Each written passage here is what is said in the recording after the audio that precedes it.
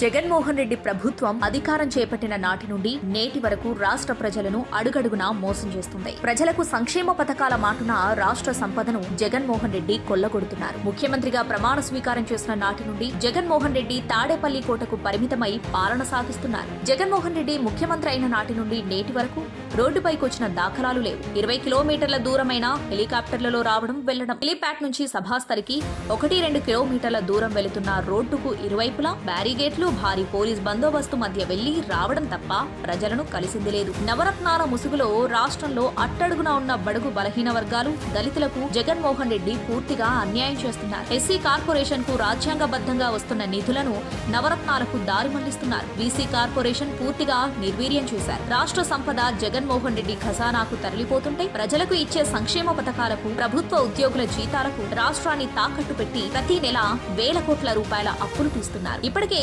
రాష్ట్ర ప్రజల నెత్తిపై ఒక్కొక్కరికి ₹1,00,000 వరకు అప్పులు చేరాయి. సంక్షేమ పథకాల రూపంలో కుటుంబానికి ₹1,00,000 ఇచ్చి కుటుంబంలోని నలుగురి నెత్తిపై ₹4 లక్షల అప్పు చేసిన ఘనత జగన్మోహన్ రెడ్డికే దక్కుతుంది. పక్క రాష్ట్రాలతో పోల్చుకుంటే పెట్రోల్, డీజిల్, గ్యాస్, విద్యుత్ ఛార్జీలు ఆంధ్రప్రదేశ్ లో రెట్టింపుగా ఉన్నాయి. అన్నపూర్ణంగా పేరొందిన ఆంధ్రప్రదేశ్ లో జగన్మోహన్ రెడ్డి పాలనలో వ్యవసాయం పూర్తిగా అడుగంటిపోయింది. రాష్ట్రంలో చక్కెర పరిశ్రమలు పూర్తిగా మూతపడ్డంతో రాష్ట్రంలో వాణిజ్య పంట అయిన చెరుకు సాగు విస్తీర్ణం 90% పైగా పడిపోయింది. ఇసుక, మద్యం, మట్టి, గ్రావెల్ వ్యాపారాలు పూర్తిగా జగన్మోహన్ రెడ్డి కనుసన్నలలోనే నడుస్తున్నాయి. జగన్మోహన్ రెడ్డి ముఖ్యమంత్రి అయిన తర్వాత ప్రజలకే కాదు, సొంత పార్టీ ఎమ్మెల్యేలు, మంత్రులకు కూడా అందనంత దూరంలో ఉంటున్నారు. అమరావతి రాజధాని ప్రాంతాన్ని నిర్వీర్యం చేసి 3 రాజధానులంటూ చెబుతూ వచ్చిన జగన్మోహన్ రెడ్డి విశాఖలో కానీ, కర్నూలులో కానీ ఆ దిశగా చేపట్టిన చర్యలు శూన్యం. విశాఖ రాజధాని ఏర్పాటు పేరుతో నిరుద్యోగులకు ఉపాధి కల్పన కొరకు చంద్రబాబు నిర్మించిన మిలీనియం టవర్స్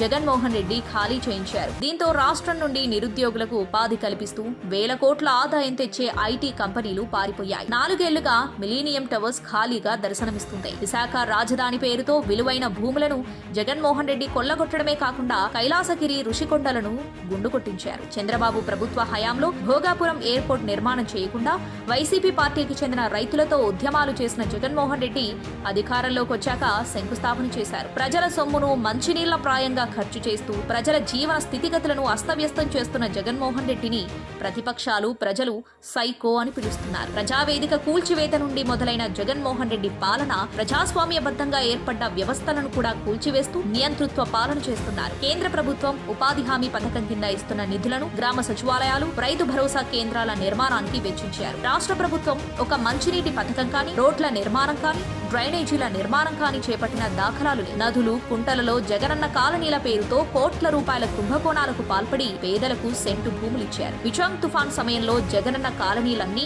మొలలోతు నీళ్లలో తేలియాడుతూ దర్శనమిచ్చాయి. జగన్మోహన్ రెడ్డి పాలనలో రాష్ట్రంలో అభివృద్ధి లేదు, ఉద్యోగ ఉపాధి అవకాశాలు లేవు. కనీసం రాష్ట్రానికి రాజధాని కూడా లేకుండా సాగిస్తున్న జగన్మోహన్ రెడ్డి పాలనకు ఎక్స్పైరీ డేట్ కేవలం 3 నెలలు మాత్రమే ఉంది. ఈ 3 నెలల్లో ప్రజల సొమ్ము వేల కోట్లు వెనకేసుకోవడమే లక్ష్యంగా జగన్మోహన్ రెడ్డి ప్రయత్నాలు మొదలుపెట్టారు. ప్రజలు, ప్రతిపక్షాలు అప్రమత్తమై ప్రభుత్వం చేస్తున్న ప్రజా వ్యతిరేక చర్యలపై పోరాటాలకు సిద్ధం కావాలి.